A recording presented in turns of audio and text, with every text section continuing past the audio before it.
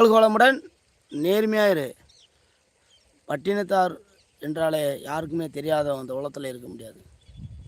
ஒவ்வொரு மகான்களும், ரிஷிகளும், மகாபாரதங்களும், பகவத்கீதையும், ராமாயணமும் இதெல்லாம் எதுக்காக? எல்லாம் நமக்காக. பட்டினத்தார் ஒரு பெரிய செல்வந்தன்.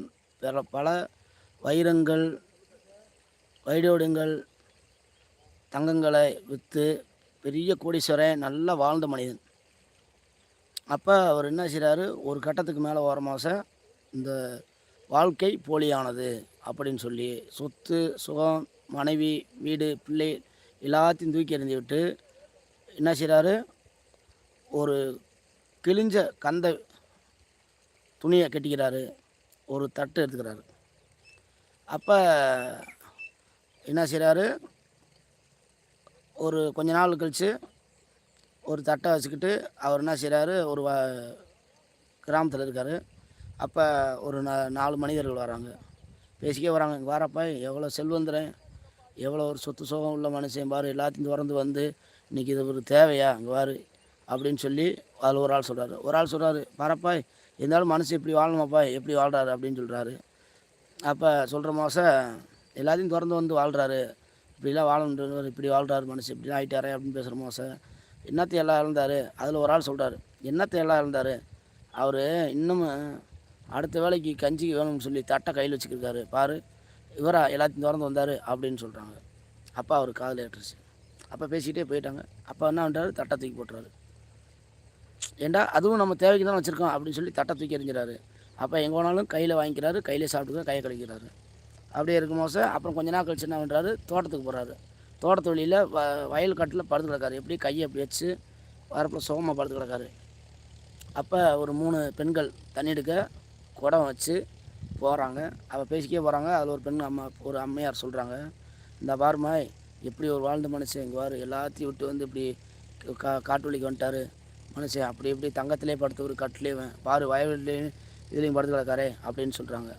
அப்போ அதில் ஒரு அம்மா சொல்கிறாங்க, என்னத்தை இழந்தார், இன்னும் அவர் சுகம் தேடிக்கிருக்காரு அப்படின்ற. ஏன் என்னாடி சொல்கிற, வார்த்தையை அளந்து பேசு, அவெல்லாம் பெரிய மனுஷன் அப்படி பேசாத, என்னத்தை அளந்து பேசுகிறது, அவர் சுகந்தோட போய் தாண்டி கையில் இப்படி வச்சுக்கிட்டு தலாணி வச்சு படுத்து கிடக்காருன்ற. அப்போ அது கால் ஏற்றுச்சு. அப்படி பேசிகிட்டே போயிடறாங்க. திருப்பி வராங்க. அப்படியே என்ன வச்சுக்காரு, மலாக்கும் படுத்து கிடக்காரு, நித்தியானதும் படுத்து கிடக்காரு. அப்போ வந்து திருப்பி வர மாதம் சொன்னாங்களா, ஏய் பாருடி, அந்த இப்போ பாரு தலாணி எதுவும் இல்லாமல் பாரு எப்படி மனுஷன் படுத்து கிடக்காரு, அந்த மனுஷன் மாரி மனுஷன் அப்படின்ட்டு சொல்லிட்டுருக்காங்க. இப்போ தலாணி இல்லாமல் படுத்து கிடக்காரு அப்படின்னு சொல்லுவேன். அப்போ சொன்னார், இல்லடி எங்கே அவர் இனத்தை எல்லாத்தையும் இழந்தார், இன்னும் இழக்கலடி, இன்னும் அவருக்கு நிறையா இழக்காமல் இன்னமும் நிறையா சோத்தை தேடிக்கிட்டு இன்னமும் ஒட்டு கொண்டு இருக்கிறார். அதாவது யார் என்ன பேசுகிறாங்க என்ன என்று ஊருக்குள்ளே உட்காந்து கேட்டுக்கிட்டு சாமியாண்ட காட்டில் தானே இருக்கணும், இன்னும் அவர் ஒட்டு கேட்டுக்கிருக்காரு, ஊரில் என்ன பேசுகிறாங்க நம்மளை பற்றி அப்படின்னு கேட்குன்னு சொல்லவும், அப்புறமேல்தான் அவர் எல்லாத்தையும் விட்டுட்டு அந்த காட்டுக்கு போயிடாரு. இன்றைக்கி இந்த உலகம் வந்து வாழ்ந்தாலும் பேசும், தாழ்ந்தாலும் பேசும். ஆனால் ஒவ்வொரு மனிதன் ஒரு சூழ்நிலையில் அவர் சாமியாராக போக போக அடுத்த இறைவன் வந்து ஒரு இதை உணர்த்துறார், இப்படி வந்து நீ முழுசாக மாறினாத்தான் நீ நித்தியானந்தம் அடைய முடியும் என்று பட்டினத்தார் வாழ்க்கையை நமக்கு உணர்த்துறாரு. இன்றைக்கி நம்ம எத்தனை பேர் நமக்கு கோளாறு, அம்மா அப்பாவோ இருக்கட்டும், ஒரு சொந்தக்காரங்க எல்லாம் சொல்கிறாங்க, நமக்கு எத்தனை கோளாறு சொல்கிறாங்க, நம்ம கேட்குறோமா? வாழ்க்கையில் ஒரு படிக்கு மேலே வரமா சார், நமக்கு இதுவுமே இறைவன் வந்து பொதிப்பார். ஒவ்வொரு விதமாக, ஒன்று அம்மா அப்பாவாக இருக்கட்டும், ஃப்ரெண்டாக இருக்கட்டும், யார் மூலமாக பொதிப்பார். அதை வந்து ஏற்கிறோமா?